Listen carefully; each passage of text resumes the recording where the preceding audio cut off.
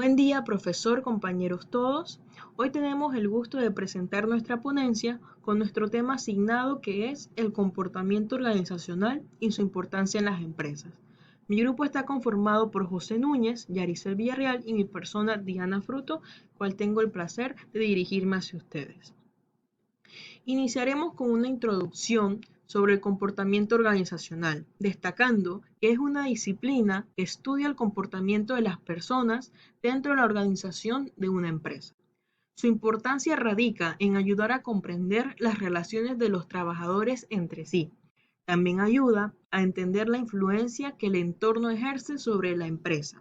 Además, analiza la estructura de un negocio, puesto que los trabajadores tienen que estar coordinados estructuralmente para trabajar en equipo.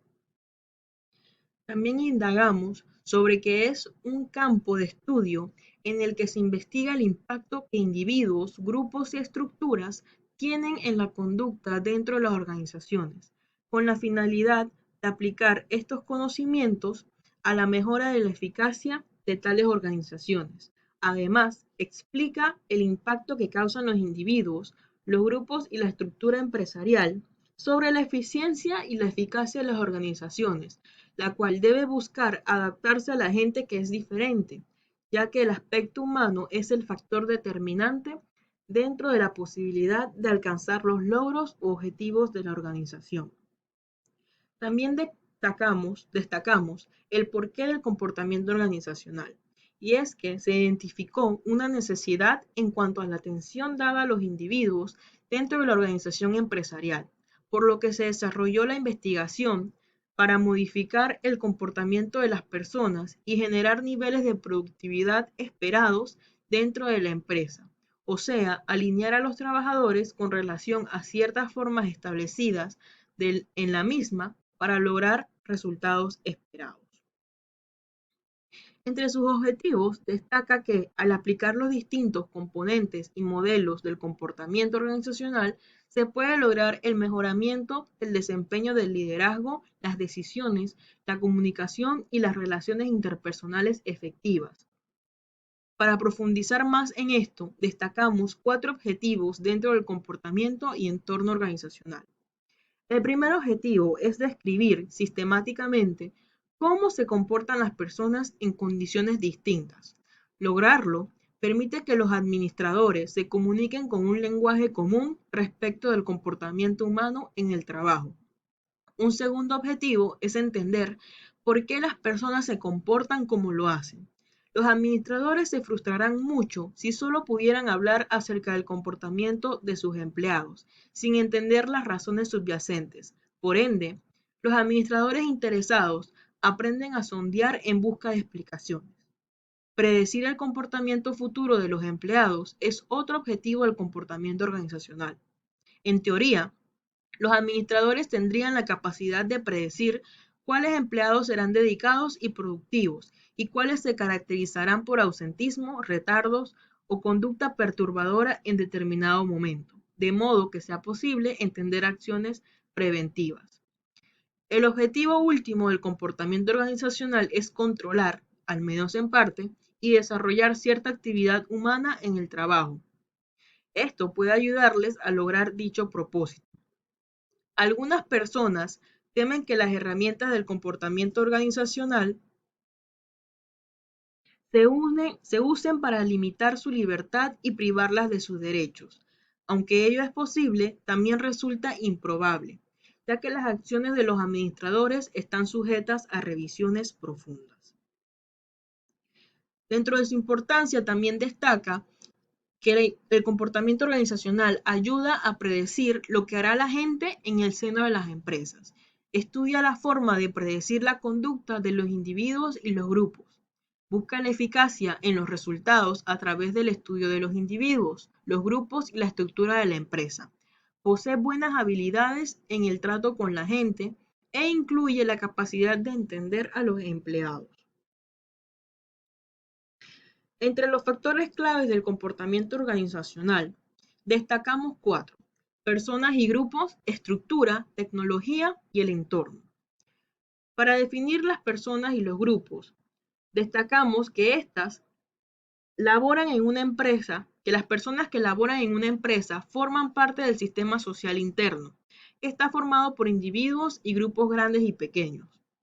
La fuerza laboral está compuesta por personas muy diversas, con distintos niveles de educación, cultura, conocimientos y habilidades. Se recomienda a los empresarios que estén preparados para afrontar situaciones en las que algunas personas pretendan imponer su forma de trabajo, dejando a un lado su compromiso con la empresa. Los grupos humanos se caracterizan por su dinamismo, se forman, cambian y desintegran. Estructura. En toda empresa las personas están relacionadas en forma estructurada para que su trabajo pueda coordinarse efectivamente. La ausencia de estructura generaría caos, además de serios problemas de cooperación, negociación y toma de decisiones al interior de la organización. Tecnología. El principal aporte de la tecnología es el incremento de la productividad de los trabajadores. Asimismo, incluyen las tareas realizan a las personas y afecta significativamente las relaciones laborales. Tal es así que los trabajadores en construcción de un edificio no se relacionan de la misma manera que los de un casino. Y el entorno en toda empresa funciona en un contexto de un ambiente interno y otro externo. Y es parte de un sistema más extenso que incluye muchos otros elementos como el gobierno, las instituciones estatales, el sector privado, familias, etc. Así las empresas reciben la influencia de un ambiente externo, el cual afecta el comportamiento de las personas que laboran en ella. Seguimos con las ciencias que se desarrollan en el comportamiento organizacional. Hay muchas ciencias que se enfocan en esto, sin embargo vamos a destacar 4 principales, como lo son la psicología, que es la ciencia que pretende medir, explicar y en ocasiones cambiar la conducta de los seres humanos y sus intereses en la sociedad. Sus contribuciones se enfocan en hacer un estudio de diagnóstico laboral y clima organizacional dentro de una organización. Además, se extiende el aprendizaje, percepción, personalidad, emociones. También estudian el estrés laboral, el desempeño, entre otros. En la sociología, se estudia a las personas en relación con sus semejantes. Las contribuciones que los sociólogos han hecho al comportamiento organizacional ha sido a través del estudio del comportamiento de grupos en organizaciones, particularmente en las formales y complejas. Este estudia la dinámica de grupos, diseños de equipo de trabajo, cultura organizacional, tecnología, entre otros. La antropología es el estudio de las sociedades para comprender a los seres humanos y sus actividades. El trabajo de los antropólogos sobre las culturas y sus entornos ha ayudado a comprender las diferencias en valores fundamentales, actitudes y conductas de personas de diversos países y en organizaciones distintas. La ciencia política es el estudio de la conducta o comportamiento de los individuos y grupos en un ambiente político. Se enfoca en la estructura de conflictos, la distribución del poder y cómo la gente manipula el poder en áreas de intereses personales. Avanzaremos con las variables del comportamiento organizacional, en donde encontramos el nivel individual, el nivel grupal, el nivel organizacional. En el nivel individual, destacamos que podemos ver que las personas tienen necesidades diferentes y tratan de satisfacerlas.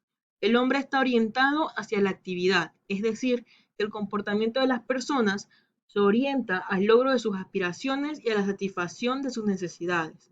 Cada individuo puede tener más de una necesidad prioritaria al mismo tiempo.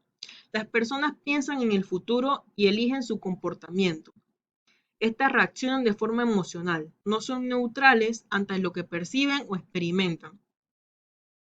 En el nivel grupal, definimos que un grupo está formado por 2 o más personas que interactúan entre sí, de modo que el comportamiento y el desempeño de una esté vinculado a lo que hagan los demás. Es un conjunto de personas que se comunican con frecuencia durante ciertos tiempos. Se pueden tener en cuenta distintos criterios para establecer una clasificación de los mismos. En esta investigación los dividiremos en 2 grupos, formales e informales. Los grupos formales son aquellos definidos por la estructura organizacional, con unas asignaciones de trabajo diseñadas que establecen tareas. En estos grupos, los comportamientos en los que uno debería comprometerse están estipulados por y dirigidos hacia las metas organizacionales.